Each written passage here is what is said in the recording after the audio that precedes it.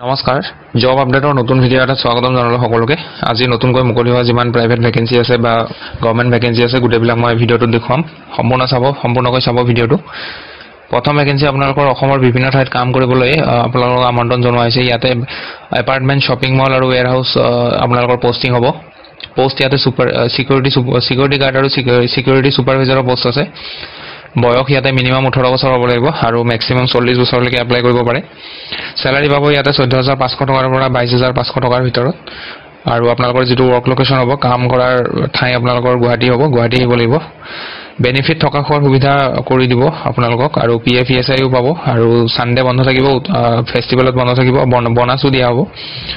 ইয়াৰ আপোনালোকে অহাৰ দিনৰ পৰা কাম কৰিব পাৰিব কেৱল আপোনালোকে এই নম্বৰটোত কল কৰিব কল কৰিলে কল কৰাৰ পিছত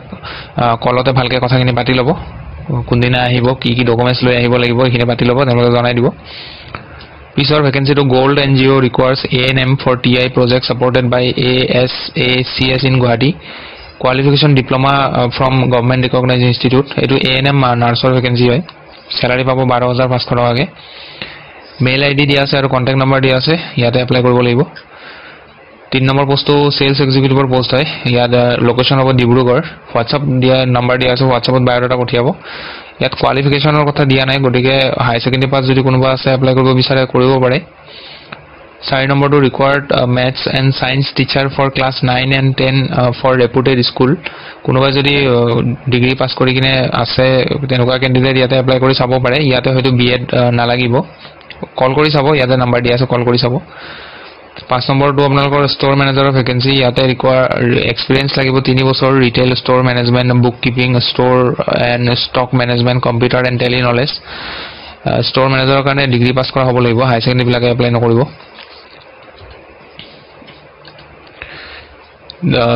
পিছৰ পোষ্টটো আপোনালোকৰ এক্সিকিউটিভ সেলছৰ কাৰণে এক্সপেৰিয়েন্স লাগিব 3 বছৰ ৰিটেইল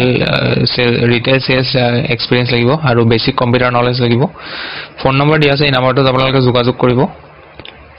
6 নম্বৰ পোষ্টটো পাৰ্ট টাইম ৰিসেপশনিষ্টৰ ভেকেন্সি হয় আৰু ইয়াতে আপোনালোকৰ candidate must speak English simple English and have basic computer skill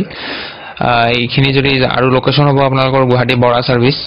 এই নম্বৰটোত যোগাযোগ কৰিব কন্টাক্ট কৰিব এই নম্বৰটোত ফোন কৰি ল'ব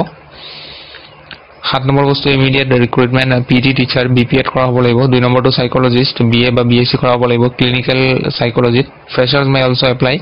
বেনিফিট আপোনালোকৰ হ্যান্ডসাম স্যালাৰি থাকিব ফুড এণ্ড একমোডেশন ইনক্লুডেড আৰু লগতে আদাৰ এলাউন্সও থাকিব ইয়াত দুটা নম্বৰ দিয়া আছে WhatsAppত আপোনালোকে বায়োডাটা পঠিয়াব ইন্টাৰভিউ কাৰণে আপোনালোকক লোকেশন দি দিব যদি শৰ্টলিষ্ট কৰে 8 নম্বৰ vacancy urgent need for electrical electronics diploma with computer knowledge freshers candidate male or female male আৰু ফিমেলৰ যি সকল ক্যান্ডিডেটে ডিপ্লোমা কৰি থৈছে ইলেক্ট্ৰিকেল বা ইলেক্ট্ৰনিক্সত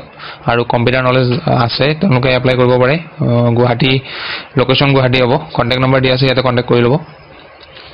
9 নম্বৰটো বি বৰুৱা কেন্সাৰ ইনষ্টিটিউটৰ পৰা আহিছে এটেন্ডেন্টৰ ভেকেন্সি ফৰ এসটিপি ইটিপি অপাৰেশনছৰ কাৰণে কোৱালিফিকেশন আইটিআই কৰা হলে হল যিকোনো ট্ৰেডত কৰিলে হল মানে যিকোনো ব্ৰাঞ্চত কৰিলে হল স্যালাৰি পাব 17524 টকাকে পাৰ মান্থত সিলেকশন প্ৰসিডিউৰ আপোনালোকে ওয়াক ইন ইন্টাৰভিউত যাব লাগিব 26ত আপোনালোকৰ ওয়াক ইন ইন্টাৰভিউ হ'ব 11টা